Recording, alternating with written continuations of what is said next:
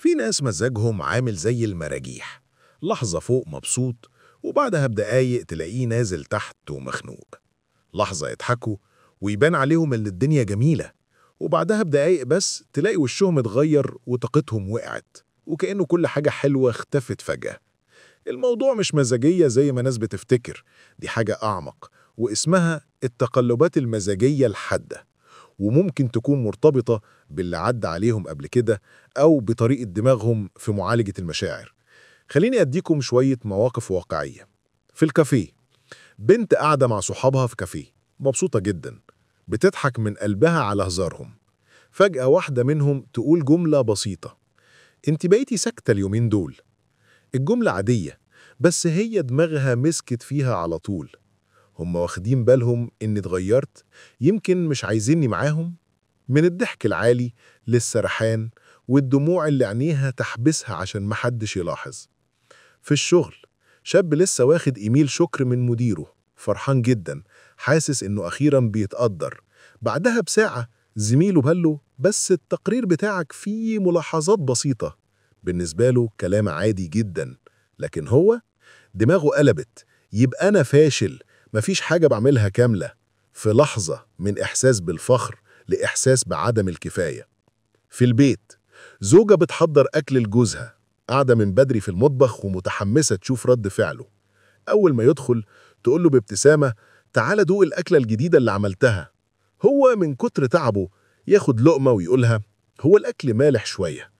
بالنسبة له كلمة عابرة جدا، مجرد ملاحظة، لكن هي دماغها تسمع حاجة تانية خالص: أنا مش بعرف أطبخ، شكله مش مقدر اللي عملته، يمكن شايفني مقصرة، يمكن حتى شايفني مش ست بيت كويسة. في ثواني يتقلب مودها من فرحة وحماس لإحساس إنها قليلة ومجهودها كله ضاع. تسكت، تلم الأطباق بسرعة، وتبان عليها علامات الزعل. هو يستغرب جدا: إيه اللي حصل؟ أنا قلت كلمة عادية، ما قصدتش أجرحك. في الصداقة، صديقة تبعت لصاحبتها رسالة طويلة مليانة شوق: وحشتيني جدا، مفتقدة كلامنا ونفسي نقعد مع بعض قريب. الرد يجي قصير جدا: وأنا كمان. شخص طبيعي ياخد ببساطة: كويس إنها ردت.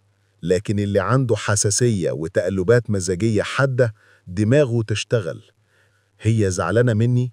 يمكن شايفة إني متعلقة بيها زيادة؟ يمكن علاقتنا ما بقتش مهمة؟ يمكن لقيت حد تاني أقرب وأنا بقيت على الهامش. في ثواني الرسالة اللي بدأت بفرحة وشوق تتحول لقلق وتفكير زيادة. الحقيقة إن التقلبات المزاجية الحادة مش ضعف ولا دراما زيادة زي ما ناس فاكرة، دي حالة محتاجة وعي ودعم. الحل مش إننا نكتم مشاعرنا أو نجلد نفسنا كل مرة نتقلب فيها، لكن نفهم إن دماغنا ساعات بتضخم الموقف أكتر من حجمه. ناخد نفس ونفصل قبل ما نرد، نشارك اللي قدامنا بإحساسنا بدل ما نسبح في سيناريوهات جوه دماغنا.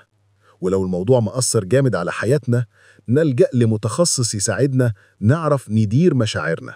التقلبات دي مش معناها إنك شخص ضعيف، بالعكس، معناها إنك حساس وبتشوف تفاصيل محدش بياخد باله منها. ولما تتعلم تسيطر عليها، الحس العالي ده ممكن يتحول من عبء لقوة. قولولي في الكومنتات أي موقف من دول حسيت إنه شبهك أو عشته قبل كده. ولو الفيديو حاسين إنه مفيد، اعملوا لايك، شير وفولو عشان يوصل لناس أكتر. واللينك لقناة اليوتيوب وصفحة الفيسبوك موجودين في البايو.